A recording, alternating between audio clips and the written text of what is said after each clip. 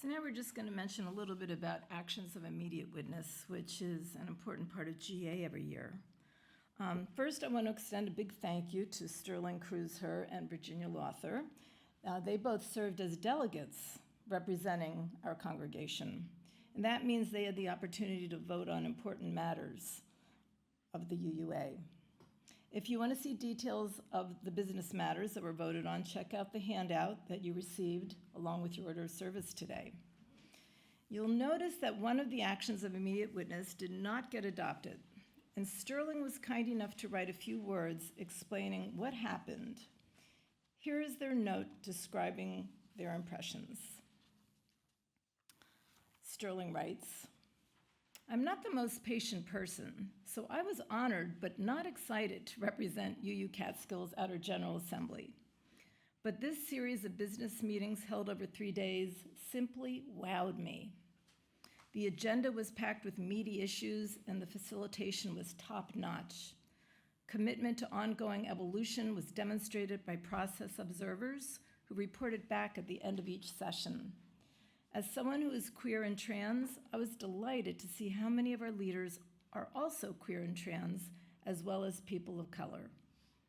Strife emerged because governing by our values is a process each of us is continually living into. One rocky session debated support for hunger strikers protesting outside an ICE facility in New Jersey.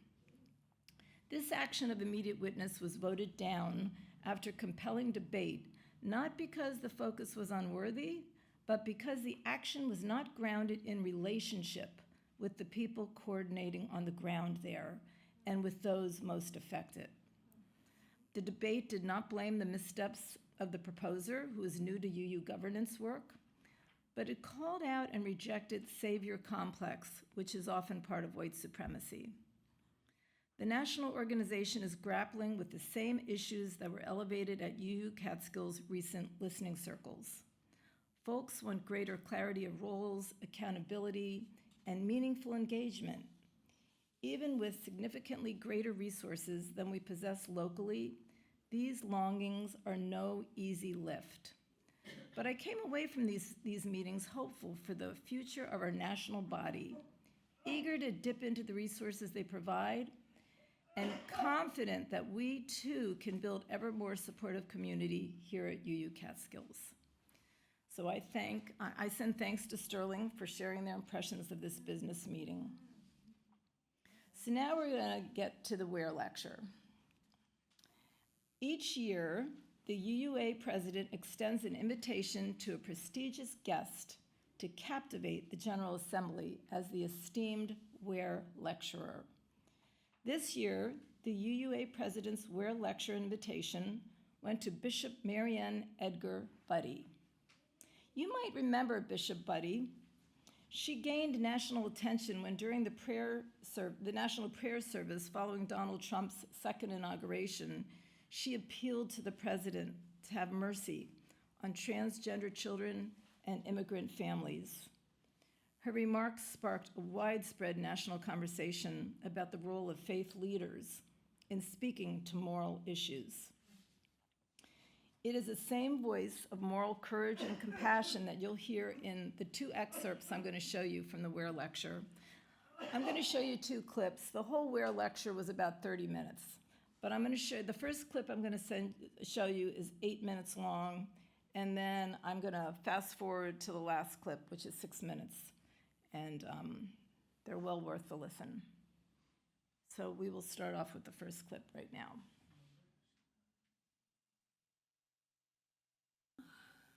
Well, thank you, President Bentancur, for such a lovely introduction, for the invitation to be here this year's Ware Lecture, and thanks to all who have worked so hard to make this event possible. It's a tremendous honor to be with you. I hope that the General Assembly has been fruitful, and I pray that you have been renewed in your charism as Unitarian Universalists that unites you across distance and difference. I'm here because I believe in you. I can testify to the importance of your witness across the broad spectrum of spiritual expression, and I give thanks to God for you. The theme for this year's assembly, Meet the Moment, Together Everywhere, has particular meaning for me personally for two reasons. First, the call to meet the moment is one that I feel deeply. Across the country, you can also feel a collective determination to do the same. Not that any of us wanted this, wanted to be here. We would never have chosen to live through what we are experiencing. A systematic, well-funded effort to purge our country of non-white immigrants, to dismantle the pillars of democracy, and weaken the social fabric upon which all that is good depends. And it's difficult to read the news, for each day brings a fresh shock of something we can't wrap our brains around. And those of us who live in the Washington, D.C. metro region, we have front row seats to the damage being done that doesn't make headlines, and it's beyond sobering. The agencies dismantled, the federal libraries and historical records purged, regulations meant to rein in corporate greed swept away, rampant corruption, the recklessness of those waging war in our name. But here we are. This is our time. And like you, I find courage and inspiration in gatherings like this assembly. I find inspiration in the courage in the people I know and admire, and also from the stories of our sacred texts, our history, and literature. For whenever history places people in circumstances they would never have chosen, our wisdom traditions never dwell long on the question, why is this happening? Instead, they ask, who are you called to be now? In the Jewish Bible, there's the story of Esther, the young Jewish woman who, through circumstances beyond her control, finds herself in the court of a Persian king ruling over Israel. When horrific plans to eradicate the Jewish people from Persia comes to light, Esther's uncle, as you recall, sends word to Esther pleading with her to use her position for good. She protests for good reason. She has seen how any woman in the court who dares even to speak up is put to death. Her uncle replies with words that reverberate across time and space to us. Who knows? Perhaps you have come to your royal dignity for just a time as this. Then there's Frodo Baggins, the reluctant hero of Tolkien's classic trilogy, Lord of the Rings, the young hobbit, chosen by the wise wizard Gandalf for an impossible mission. He's to carry a ring with magic powers through all manner of danger to the one place it can be destroyed before it falls into the hands of one who would use it to destroy the earth. And in that exchange that has inspired readers for generations, Gandalf exhorts Frodo to have courage. The ring came to you for a reason, Gandalf tells him. There's comfort in that. I wish the ring had never come to me, Frodo despairs. I wish this had never happened. So do all who live in such times, Gandalf replies. But while we cannot choose the times in which we live, we can choose how to respond to the time we are given. To which Frodo replies, I will take the ring, but I do not know the way. Meeting the moment means choosing how to respond in the time we are given with courage, even if we don't know the way. Which brings me to the second reason your assembly theme resonates with me, from the latter clause of it, together everywhere. In my nearly 40 years of ordained ministry in the Episcopal Church, whenever the faith communities I have served have felt summoned to meet a given moment, we would invariably find ourselves in the good company of Unitarian Universalists. Most recently, in Minneapolis, last January, when nearly 1,000 faith leaders from across the country answered the call to join those resisting the federal government's assault on immigrants and citizens alike. That's where I first met your good president, alongside hundreds of Unitarian Universalists who came to pray, to walk in frigidly cold weather, engage in disobedience, and provide moral and spiritual support to a state under siege. Yet in far quieter circumstances, without the attention of the media or anyone else, Unitarian Universalists across this country are among those to meet whatever the moment requires, the first to show up, to speak up, and embody truths that others, in time, will come to embrace. In the work of social justice and inclusion, Unitarian Universalists are almost always among the first. The first, going first, is your gift, your vocation, and your strength. And why is that, do you suppose? Surely one factor is your unwavering commitment to the dignity of every human being and an unqualified commitment to justice, equity, and compassion in human relations. Your spiritual principles are breathtakingly aspirational and rooted in what the Jesuit priest Gregory Boyle describes as our unshakable goodness. It's not that other spiritual traditions, including mine, don't affirm these principles. We do. But we don't lead with them as clearly and as consistently as you do.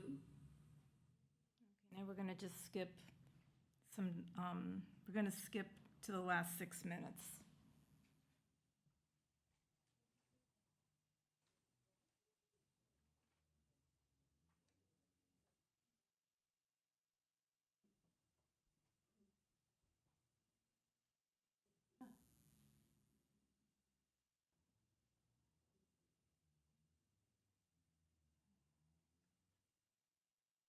On my reading list in preparation for this evening was the most recent edition of the Unitarian Universalist Pocket Guide.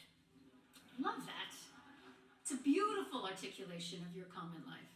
And here is but one of the dozens of passages I highlighted. We move mountains, one stone at a time. As Unitarian Universalists, our journey is to transform the big and the small, to transform ourselves, and to transform the world. Universalism means that no one is outside the circle of love, and no one is disposable. We stubbornly seek out the spark of the divine in each other, no matter what.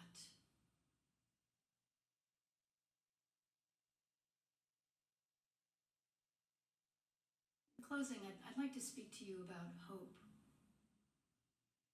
Given the moment that is ours to meet, we need a sturdy, resilient hope that enables us to persevere in the face of adversity and disappointment. Hope that, in the words of the late Archbishop Desmond Tutu, gives us eyes to see glimpses of light amid the darkness. And when we see no light at all, to trust that light still exists. We need hope that does not deny difficulty or danger, nor minimize disappointment or loss, but is not stopped by any of those things. The great naturalist and environmental advocate Jane Goodall described this kind of hope as humanity's survival trait. Without it, she said, we will perish. There's a dimension to this kind of help that is akin to spiritual practice. It's an intentional commitment to be a hope bearer through thick and thin. And this practice of hope has become increasingly important for me as I get older.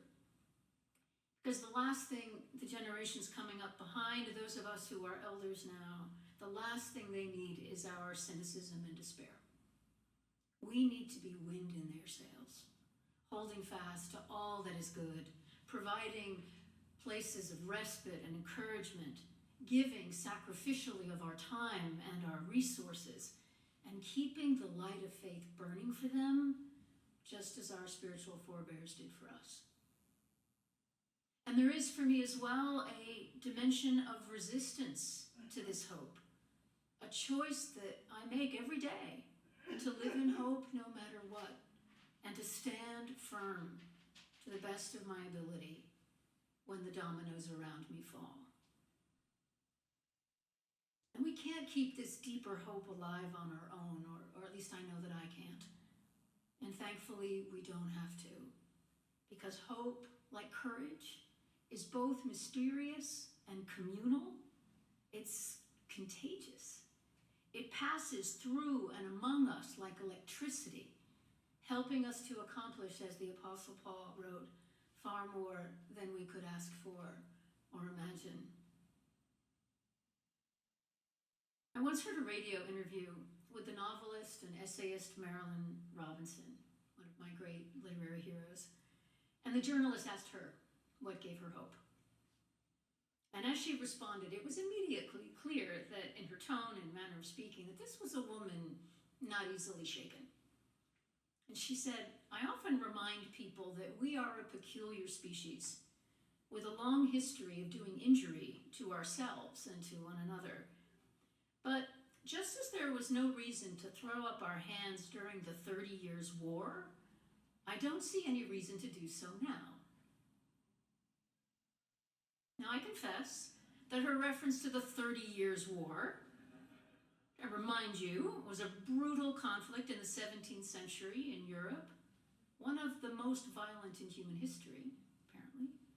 That reference took me by surprise.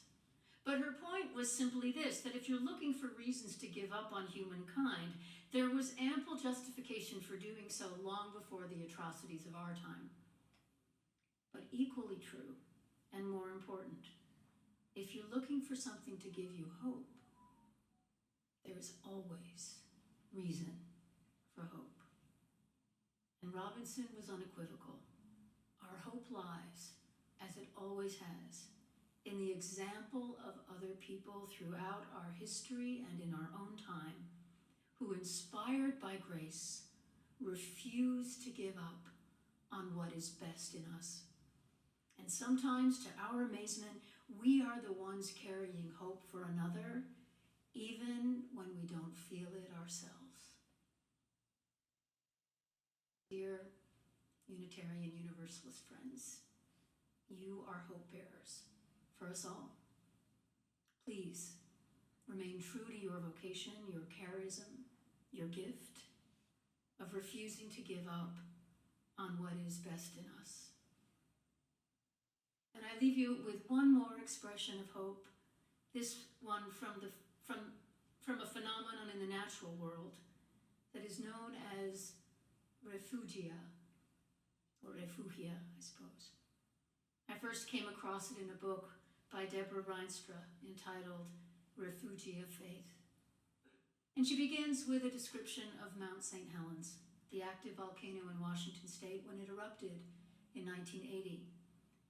The debris and ashfall from the volcanic blast devastated the mountain and its surroundings for miles, crushing, burning, killing, coating everything in hot ash. Scientists and residents alike assumed that it would take generations for life to return. But that's not what happened. Within a few years, the mountainside was teeming with signs of new life. How? Reinstra explains that when the mountain blasted ash and rock across the landscape, the devastation passed over some small pockets nestled under rocks and burning trees. These were tiny pockets of safety, of refugia, where plants and creatures could hide from destruction.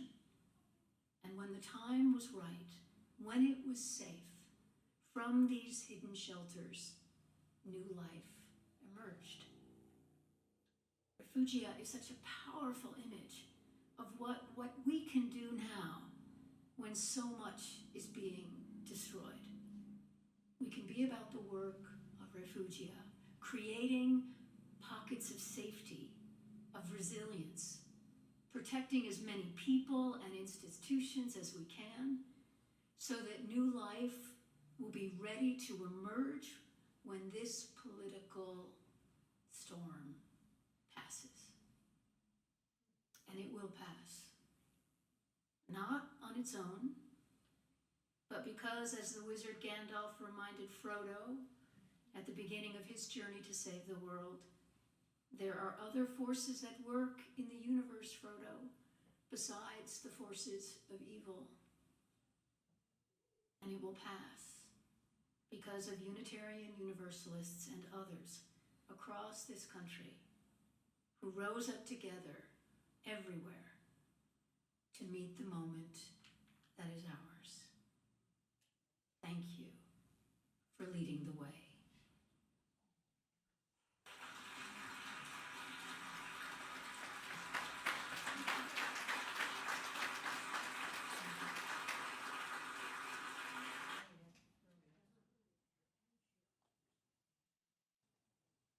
So these words have stayed with me. The last thing the generations coming up behind those of us who are elders, the last thing they need is our cynicism and despair. We need to be wind in their sails. As I listened to Bishop Buddy, I realized she wasn't simply praising Unitarian Universalists. She was reminding us of who we are called to be.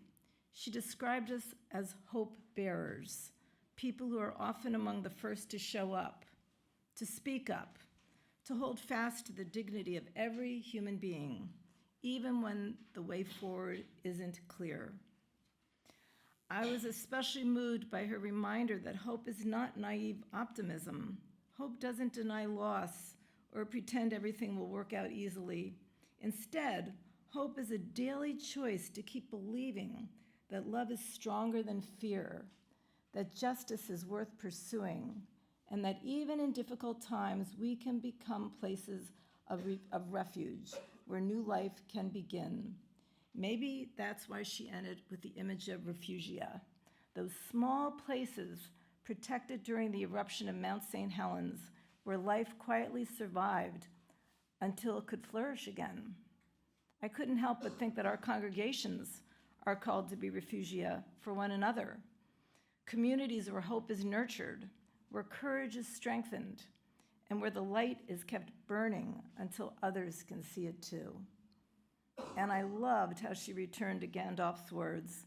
We cannot choose the time we live, but we can choose how we respond to the time we have been given. None of us would have chosen many of the challenges before us today, but we can choose how we will meet them. If Bishop Buddy is right, and I believe she is, we meet them as hope bearers.